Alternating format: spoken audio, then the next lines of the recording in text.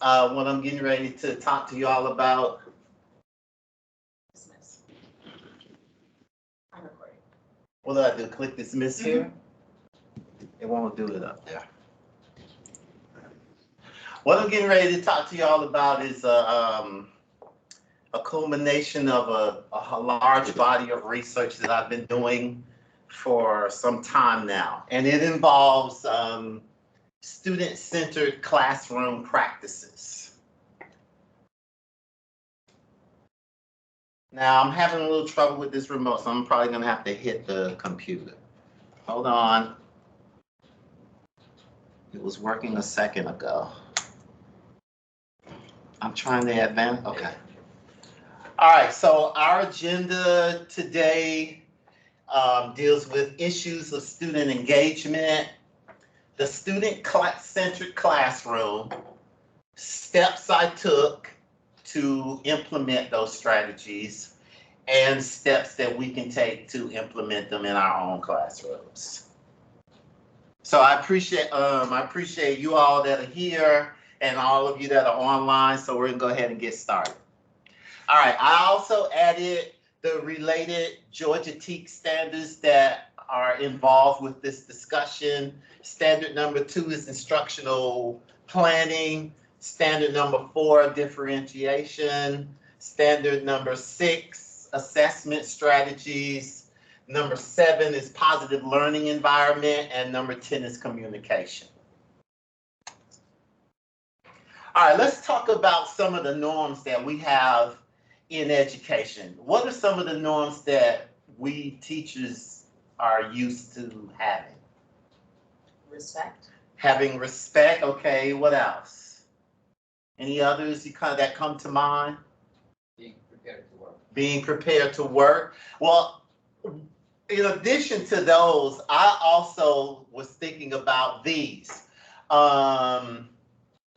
Data in the classroom, meetings, lesson plans, like Mr. G, what you were saying. All of these norms we have throughout the year, and that we are accustomed to, that we know that we have to implement. But none of these norms ever involve the students. We look at lots and lots of data. This summer, we're going to be spending a lot of time looking at data. We look at data at the beginning of the year, but how much of the data is actually shared with the students?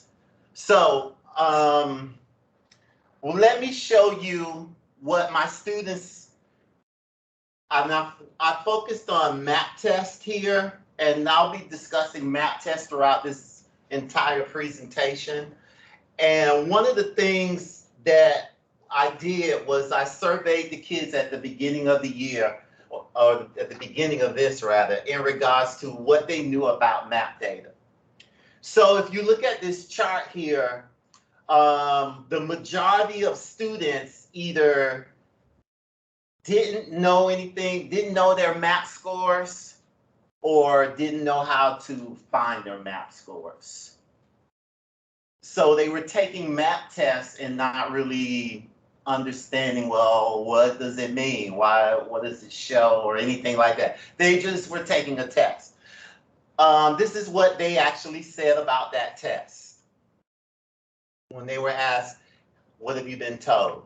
So some of them said that it was to get out of ESOL class. Some of them said that they take the test because their teacher tells them to. Some actually knew that it was to see what level you were at. Other responses it was about the grade. They take it because it's required. And other things that teachers have told them. But what this shows is that although the kids knew that they had to take map tests, they really didn't know the reason why. So that led me in this research is, well, if students are unsure of why they have to take tests and what do those results mean for them, they're going to be disconnected from this vital thing that we do which is collecting data, providing assessments so that we can use the data to determine next steps. The students are going to be disconnected from that when they are not aware of the information. So that brings us to the problem of disconnected. What happens when students are not attached to their learning? So let me show you some research on this topic. Of course, so this first one here, between 40–60% of low-income minority students and urban students are chronically disengaged from school. This especially includes students with low grades, low test scores, and high levels of absenteeism. Another fact I found was that schools' connectedness is associated with academic achievement, as well as healthy behaviors and a reduced likelihood of risky behaviors such as alcohol and drug use. Students who are disengaged do not feel valued and do not have a sense of belonging to the school environment. Also, finally, when students are disengaged or disconnected, they develop a low self-efficacy and lose interest in exercising their self-determination to become a part of the learning process. They become more dependent on it. That's what the research said. So take a look at this chart. This is another survey that I did with my students, and they were asked, well, how relevant is school? If you look at the data here, you'll see that the overwhelming majority of students responded that yes, school is relevant to them. But take a look at this. When they were asked, do teachers help you to see what's important? You see that the majority of them either said no or sometimes. So they know that school is relevant, but there's nothing specific about it. So with a lack of self-determination, and one of the best researchers in this area of study was Michael Wehmeyer. And when there's a lack of self-determination, lack of self-efficacy leading to lack of self-determination, students when they're deprived of these opportunities, they disengage, they lose agency, they develop low self-efficacy and antisocial behaviors, and lose interest in their learning process. They become passive. So here is another example of students not being aware of, or rather my students not aware of what was happening in their everyday life. Here you have this chart where they were asked, do you know your Lexile score? You can look there, the majority of students didn't know their Lexile score. Some of the students didn't know what a Lexile is.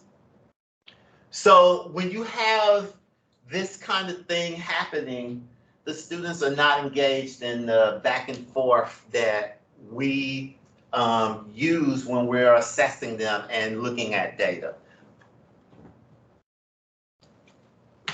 This chart here shows you what students thought in terms of them being a part of the learning process. Do you think students can help decide what the class should be doing? Some students said yes, but the majority of them either said no or maybe, because they are used to us kind of leading the way and determining what should happen from day to day in the classroom. And what I'm just going to discuss here is what can we do to bring them more into that learning process. Now, this here is my winter map test data. So what we did here is we gave the students the map test. You all know that map test is given 4 times a year. This is from January. And the breakdown for the reading, 24 of those students scored in the below category. 10 of them scored in low average. 2 of them scored in average. This is well below the average percentile that MAP sets up. The same thing is true on the language usage side, with the majority of students scoring at the low below 21%. So this was the initial data that we used to begin this process. So let me talk to you about the student-centered classroom. This is what the research says, that student-centered classrooms are high-quality environments. Each student feels connected to the educational experience. They have a closeness in the classroom, and that the classroom is almost like a family environment. Additionally, students have relationships with adults and peers who care about them and believe that they should rise to high expectations. This last one talks about how student-centered schools are most effective, or more effective rather, than traditional educational settings, because they promote more student performance. So let me talk about the steps I took towards building a more student-centered classroom. Now, we started this in January, and the culmination of it happened this month. So one of the things we did was we had a class data dive. And I'll talk a little more about that. We also shared with the students something, their MAP scores via the MAP Student Goal worksheet. And I will show you examples of that. Additionally, we made data a priority in the classroom throughout each day, throughout the class period, in the discussions. So it wasn't just the one day we did the data dive, it was continuous throughout the period of the study. And we also promoted with the students self-remediation. So in the class data dive, all the students were given a student goal setting worksheet. And what we did here is we sat down and conferenced with each student, reviewing the worksheet, discussing with them their areas of strength and their areas that they need to work more in. And we asked each student, or we worked with each student, to write a goal for themselves for the next time that they take MAP. So I also brought in the assistant principal to help me with that, so that the kids could hear more than just my voice speaking about the data. They heard from a voice that was outside, that they knew was someone that was in a higher authority, and that made it more pertinent to them. I want to make sure I say it. Okay. All right. So again, research says that students are best prepared when to learn from their own achievement data when they understand the learning objectives and they receive data in a user-friendly format. The sheet itself is color-coded and really just breaks down to the kids exactly what it is they need to work on and where they stand as far as the MAP test is concerned. The research also says that data should be timely, appropriately formatted, specific, and constructive. Knowing about each student's strengths not only empowers students, but it also helps teachers mentor each individual learner. So when I was able to talk with students about their specific scores, I could also talk to them about their strengths and guide them on what they needed to work on to improve. The other thing we did was make data a priority. So here you see some pictures from the conferencing, when our AP came to our class, the students listening to the presentation that we both made about data. And we published the data in our classroom, and students got a chance throughout the class to be able to look at the data, check it out. They were able to compare their class to another class, like my first block to my third block. So they really got involved in those scores and what they meant.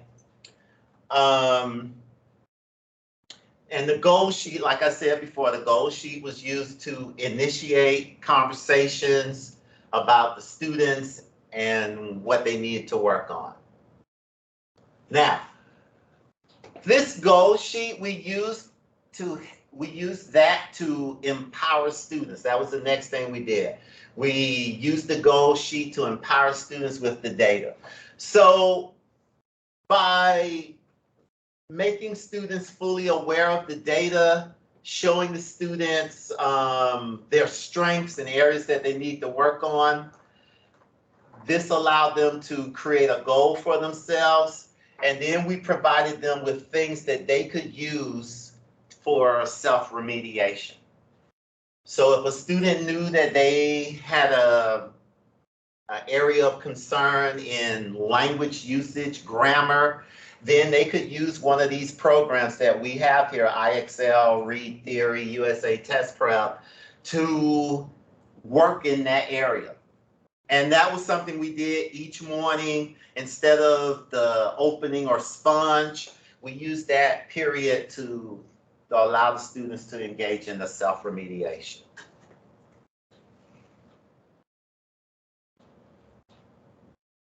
What does the research say about that? That children are born learners. Our role as education is to establish the context in which students can self-determine their learning. When students are able to set goals, it impacts their internal motivation, which transcends into increased effort, and the students are able to put that effort into their learning. The development of interpersonal relationships is essential to the student-centered approach. Since positive student-teacher relationships presumably lessen the need for control and become the foundation of all interaction in the classroom. So because the students are aware of how they did on the test, we were able to build a better bond in terms of what we discussed. So after the self-remediation, when we got into the work period, I was able to help students focus in more on those areas of concern when we were working with things like essay writing or reading some selection from our class.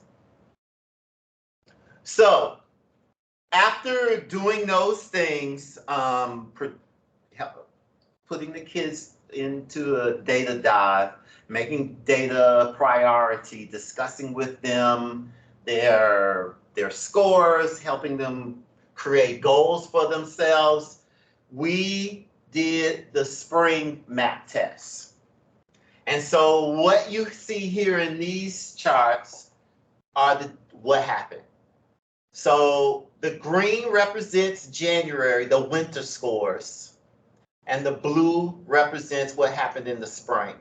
And if you notice, the level of students that scored in the lower tier, the below average, that went down. The number of students that went from below average to low average went up. You see the same thing in the other classes. We actually had students move into the high average category and the average category.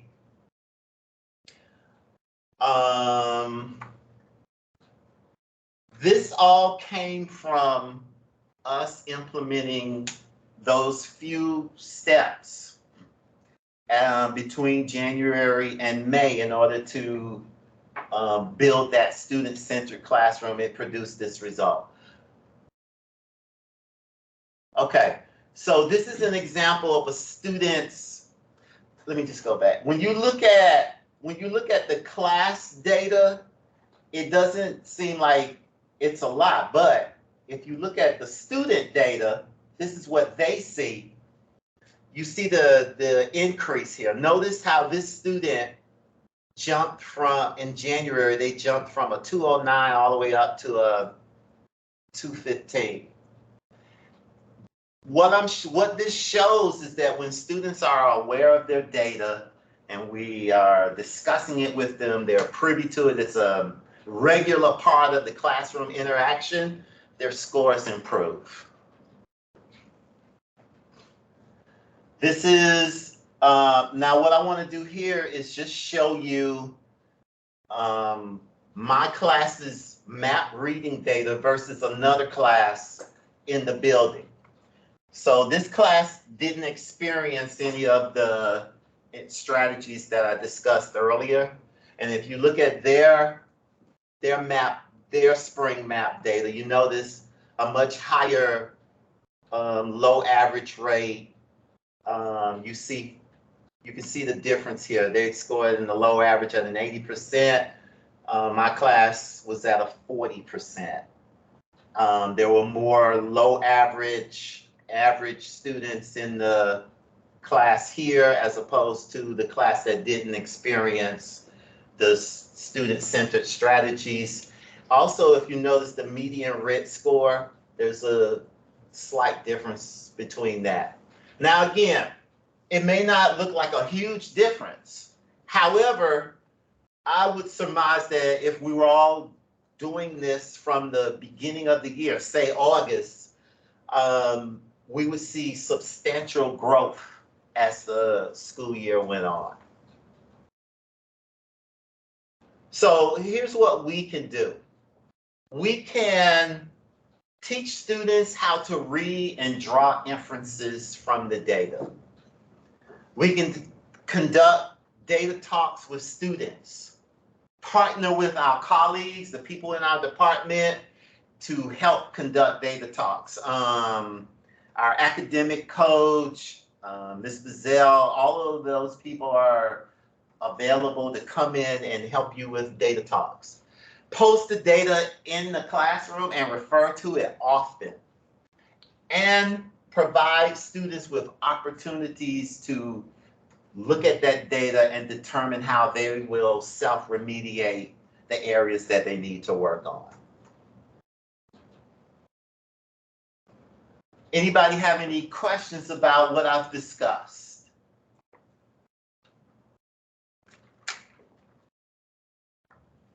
Mr. G.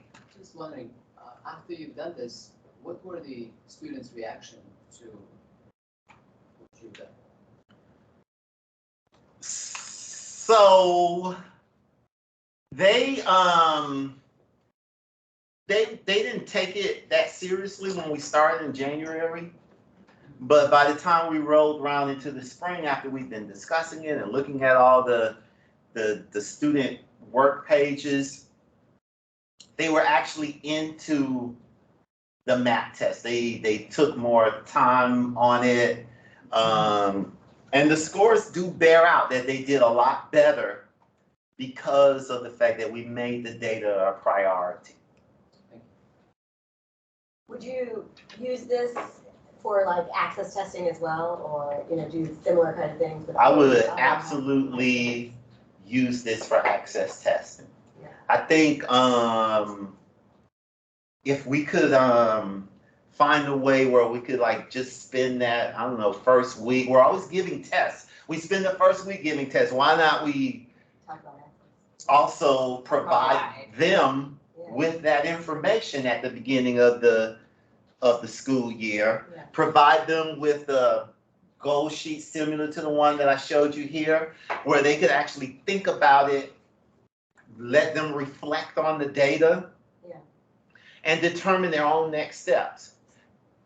So as you were talking, I was thinking how cool it would be, and I think you mentioned this before, but doing a portfolio kind of thing, and how cool it would be to incorporate a portfolio for these data, like a data for each and so student. have the student kind of prove that they've achieved the competency for each of these areas, you know, and that would be even more cool. That would be. That, and then I also think what needs would be great to add to that is places for them to reflect on the day. Right, Like, right. how that do could you be feel part of about this? Because if they are able to discuss it, it helps to internalize it. That's one of the things that Michael Whitmire talked about, is how if students are able to really have a conversation and discuss what's going on with them, they internalize that, and then that gives them that that self-determination to move forward. Yeah. Which ultimately builds their self-esteem in regards to their learning process. Yes. I just had a comment. It's really resonating, the idea that, you know, as teachers, we inform the conversations our students have. We inform how they react to each other in the classroom. So I feel like bringing this in would, like you said, build that self-efficacy and make data not something that's new or on the outside. It's part of the classroom. This is why we're doing it. So I think this is a really, really strong idea. Yeah, and you're right about that. If we could find that find a way to make that a part of the class interaction, not just what did I get on this assignment? What grade did I get? What's my grade in this class? Also add what their data and their reflections on that data, their input, so that way they are really involved with it, not just looking at that final outcome. Numbers that they don't really understand. Exactly, the numbers that they don't really understand. Anybody on the call have a question in regards to what we have discussed? All right, so what you see here are some references that I used to put all of this together, that helped me put this study together. I was really impressed with Michael Whitmire and his book, Why Student Ownership and Self-Determined Learning. That book really gave a lot of insight into developing the student-centered classroom and why students must and should take a greater role in the learning process. So I want to thank you all very much. Your support has been invaluable to me. We were here yesterday working on setting all this up. You've all been giving me thumbs up and just helping me all along the way here, so I really appreciate it. And thank you very much.